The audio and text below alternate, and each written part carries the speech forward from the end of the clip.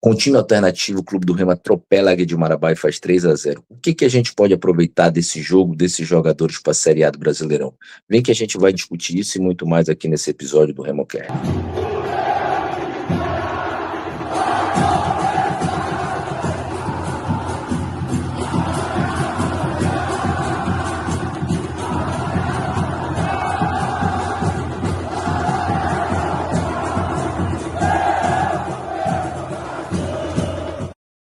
Antes da gente falar desse jogão que só teve golaço, a gente deixa sempre 3 pedidos.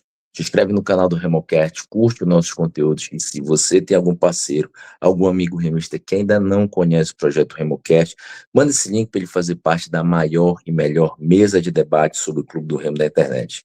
Galera, eu vou logo me colocar aqui para o lado, porque a gente sempre separa aqui umas artes interessantes, para a gente deixar o programa mais dinâmico e mais interativo. E a gente não pode iniciar esse episódio sem falar da data, né? O jogo contra o Águia de Marabá ocorreu no dia 5 de fevereiro, que é a data de fundação do Clube do Remo, né? O Remo que nasceu 5 de fevereiro de 1905, 121 anos, né? Tá aí a postagem em homenagem ao aniversário do Clube do Remo nas redes sociais do Clube do Remo, uma postagem muito interessante, festejando o aniversário aí de 121 anos do maior clube do norte do país, não é à toa aí que está na Série A, com muito investimento e aguardando que faça uma grande campanha, e a gente acredita muito nisso. Teve festa lá no Ver o Peso, a gente fez umas postagens também nas redes sociais, dá uma conferida, bolo, muita festa, muito som, muita animação, porque o maior time do Norte merece todas as homenagens, né? Então vamos passar para o jogo aqui, galera, depois do empate amargo contra o Mirassol, né, praticamente, porque menos de 24 horas ou 24 horas, o Clube do Remo já estava em campo no Bainão, deu um público legal, ainda nem vi oficialmente aqui o público oficial, mas tinha muita gente ali, principalmente na arquibancada da 25. O Clube do Remo que chegou com esses atletas para esse confronto contra o Águia de Marabá. Vamos lá. Praticamente, galera, o time alternativo do Remo é praticamente o time que conseguiu acesso, olha a moral. Então, isso mostra que o Clube do Remo fez um trabalho muito interessante. Manteve a base, que hoje é considerado, vamos dizer assim, o time alternativo ou o segundo time, né? E contratou jogadores com maior qualidade. Então, vamos lá. Igor Vinhas, que já era o goleiro reserva. Nós temos aí o Marcelinho. Nós temos aí Klaus e Kaique, que foi a dupla titular do acesso. E temos aí a estreia do Cufré, né? No meio de campo, Pavani e Cantígio, né? O Cantígio não foi utilizado, mas o Pavani ele esteve presente em muitos jogos. Pavani, Cantígio e o Freitas, que na minha opinião, não sei na de você deixa nos comentários, fez um grande jogo hoje, deu até passe, pagou uma assistência ali sensacional, muito participativo. E no ataque nós temos aí o Nico, né, que também foi nosso ponta na Série B, Carlinhos, que é recém-chegado, e o Rafael Monte, né, que foi o argentino contratado artilheiro lá do campeonato equatoriano. Então, você vê aí que muitos desses jogadores, fora os que ainda estão no banco, né, Jorge, Panagiotti, toda essa galera aí, muitos jogadores remanescentes da Série B, então mostra que é um time qualificado.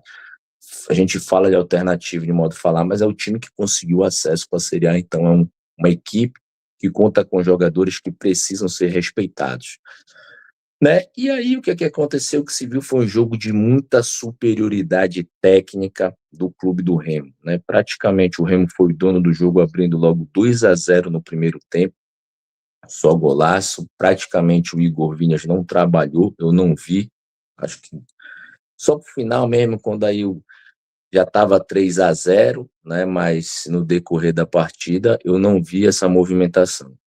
E aí um ponto importante, né? A gente tem aqui a arte aqui dos 3-0.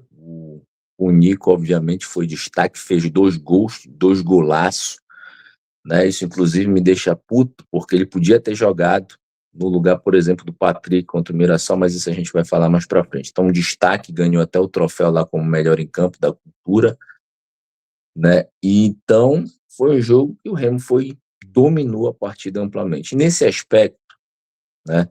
A gente já vai passando aí, não tem muito o que falar do jogo, né? A equipe do Remo é muito superior, mesmo sendo o time alternativo. né? E a gente fez até essa brincadeira nas redes sociais, né?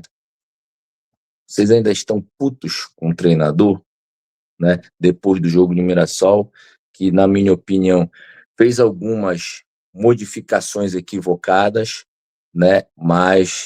Depois, mas hoje, aparentemente, acertou o time, né? Você vê a diferença, por exemplo, de um Kaique jogar na posição que é a dele, para um Kaique jogado deslocado na lateral esquerda, né? Você vê claramente a dificuldade que ele tem e a facilidade que ele tem para jogar na zaga. Então, acho que isso é uma das coisas que o professor Osório precisa verificar, né?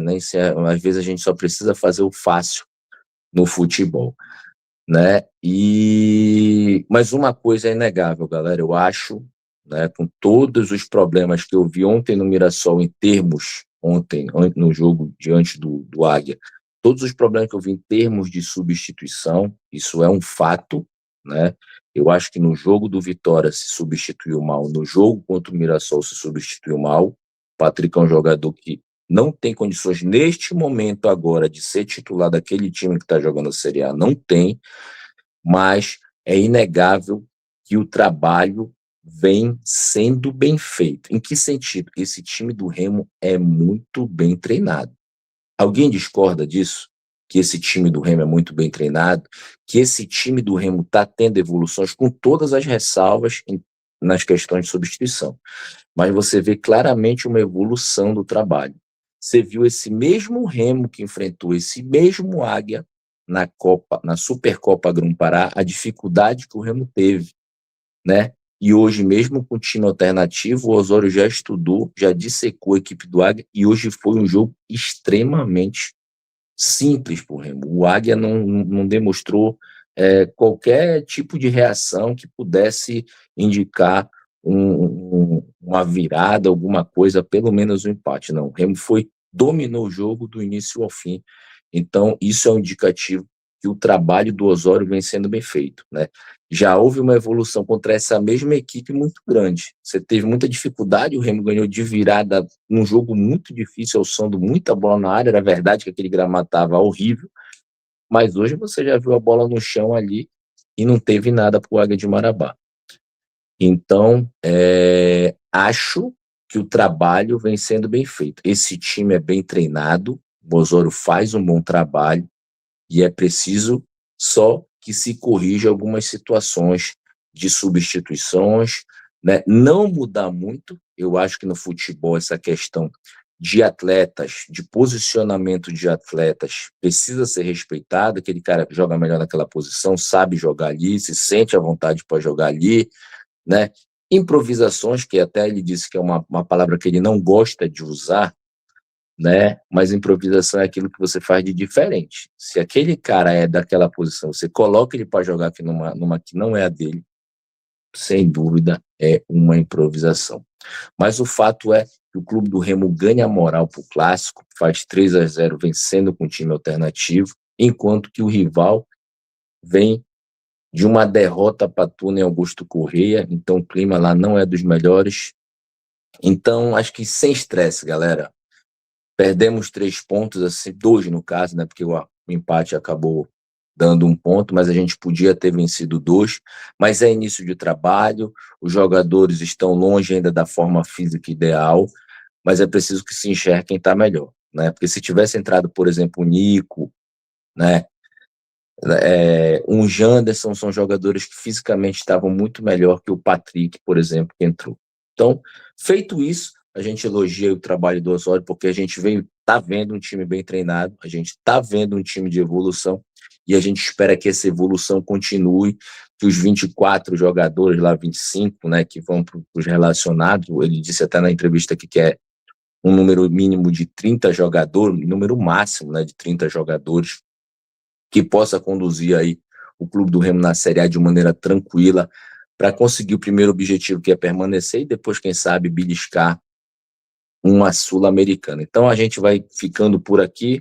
Hemocast, apesar das ressalvas de substituição, apoia o trabalho do Osório, que continue essa evolução, e que a gente possa apresentar aí um futebol vistoso, um futebol bem jogado, tanto no Clássico quanto na próxima partida da Série A, que vai ser bem difícil o adversário, que vai ser o Atlético Mineiro lá em Minas Gerais, beleza? A gente vai ficando por aqui, maiores informações, acompanha aí, continua acompanhando o RemoCast, que aí você fica sabendo tudo por aqui. Valeu, galera, um forte abraço e até a próxima.